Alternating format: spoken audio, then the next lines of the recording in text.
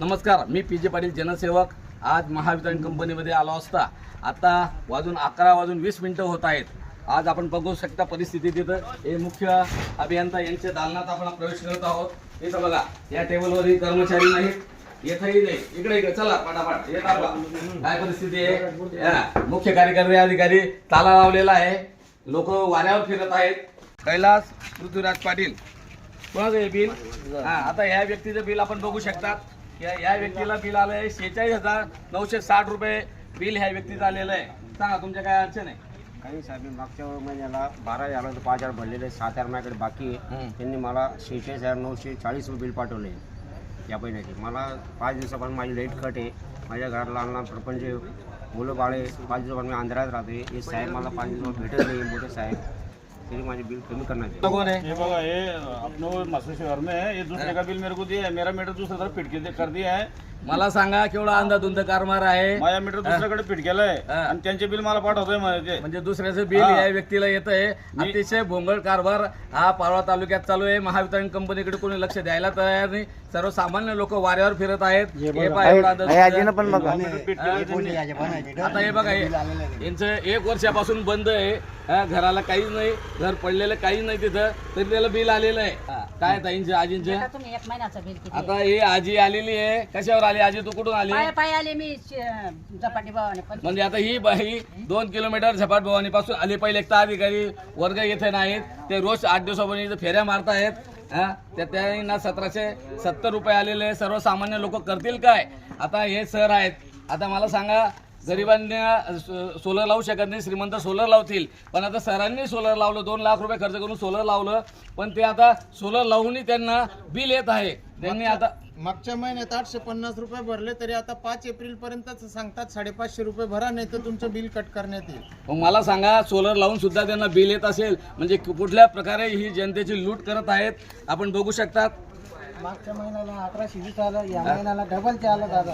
आता हे बघा, तुम्हाला सांगतो यांनी काय केलं. आपण आव्हान केलं होतं पारोळा शहरात तालुक्यातील जनतेला. आपण आव्हान केलं होतं की नवीन मीटर बसू देऊ नका, कुठल्याही प्रकारे सक्ती करतील तरी त्यांना घाबरू नका. हे कुठल्याही प्रकारे सक्ती करू शकत नाही, त्यांना अधिकार नाही.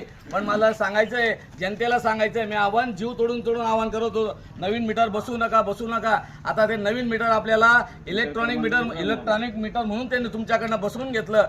सांगितलं की सरकारी कार्यालयामध्ये बसवायचं आहे. नंतर त्यांनी काय केलं, ज्याच्या फॉल्टी आहे त्याला बसवलं, ज्याला नवीन घर बांधलं त्याला बसवून दिलं. म्हणजे हळूहळू त्यांनी स्वीट पॉइझन सारखं जनतेमध्ये पोहोचले. आणि मग दुपारी कोणी महिला वर्ग घरी असतात म्हणून प्रत्येकाच्या घरी जाऊन दुपारी कसं आहे, याच्या बाजूला लावलं म्हणून माझं पण लावून घ्या, अशा पद्धतीने हे सगळं जाळं विणलं गेलं. आणि हे इलेक्ट्रॉनिक मीटर नाही, हे स्मार्ट मीटर आहे.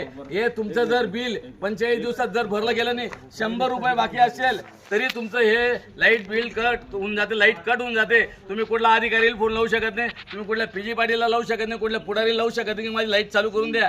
हे स्मार्ट मीटर आहे. अतिशय जनतेची फसवणूक केलेली आहे. लोक आता जे मीटर बसून गेलेत ते आता सांगतात, पी जी भाऊ तू सांगितलं होतं आम्ही मीटर बसवायला नाही पाहिजे होतं, आता तुम्हाला 45 दिवसात कोणत्याही परिस्थितीत मीटर भरावं लागणार आहे. म्हणून जनतेची अतिशय त्यांनी फसवणूक केली आहे. आणि आता त्यांनी नवीन धंदा सुरू केला. ज्यांना आव्हान केलं ते थांबलेले आहेत, त्यांनी मीटर बसू दिलं नाही. त्यांच्यासाठी त्यांनी आता नवीन उपक्रम राबवला आहे. ते घरी युनिट घ्यायला येतात.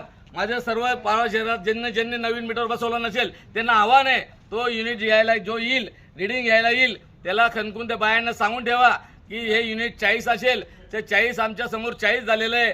जर तू हे 50 युनिटचे जर बिल पाठवलं तर तुला भरावं लागेल. ते युनिट म्हणजे रिडिंग घेणाऱ्यालाच तुम्ही दम द्या.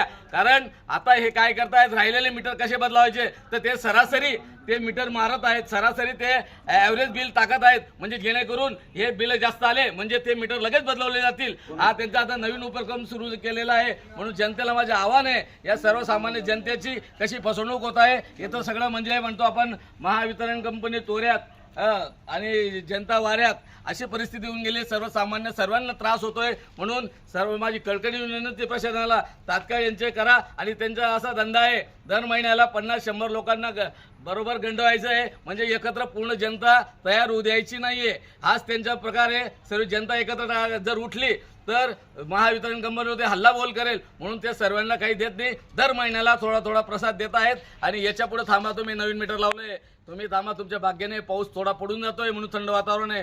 तुम्हाला समजेल नवीन मीटर काय लावलंय याचा दणका तुम्हाला भविष्यात कळेल. एवढंच मी आज तुम्हाला आवाहन करून सांगतो. जय हिंद, जय महाराष्ट्र.